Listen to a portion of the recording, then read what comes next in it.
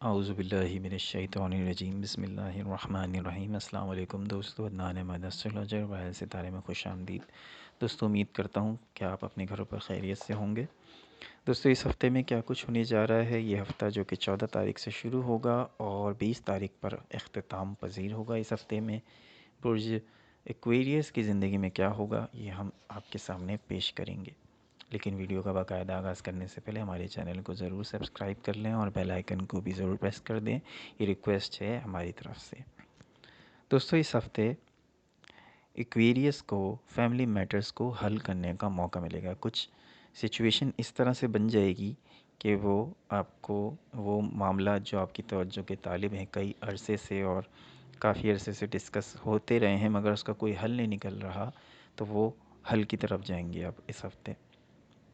آپ کو professional life میں کسی قسم کی کوئی ایسی آفر مل سکتی ہے کہ جو آپ کے لیے حیران کن ہوگی۔ اب یہ وقت آنے پہ آپ کو پتہ لگ جائے گا کہ وہ حیران کن کیوں ہوگی۔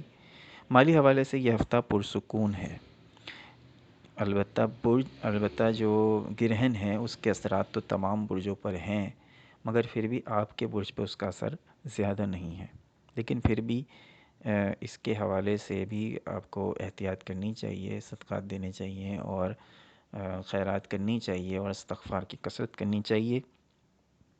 کسی شخص کے ساتھ کوئی پرانا تنازع سر اٹھائے گا جو آپ کا پورا موڈ جو ہے وہ خراب کر دے گا۔ منگنی شادی کی پلاننگ کے لیے یہ ہفتہ کافی بہتر ہے۔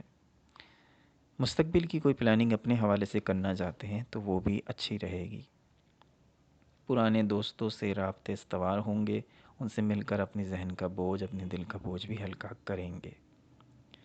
کچھ ایکویریس کی صحت بھی خراب ہو سکتی ہے، سب کی نہیں لیکن کچھ کی صحت خراب ہو سکتی ہے، پیٹ کے کچھ معاملات خراب ہو سکتے ہیں، تو لہٰذا احتیاط کی ضرورت ہے۔ پانی کا استعمال زیادہ سے زیادہ کیجیے۔ عدنان احمد کو اجازت دیجیے، اللہ نگہبان۔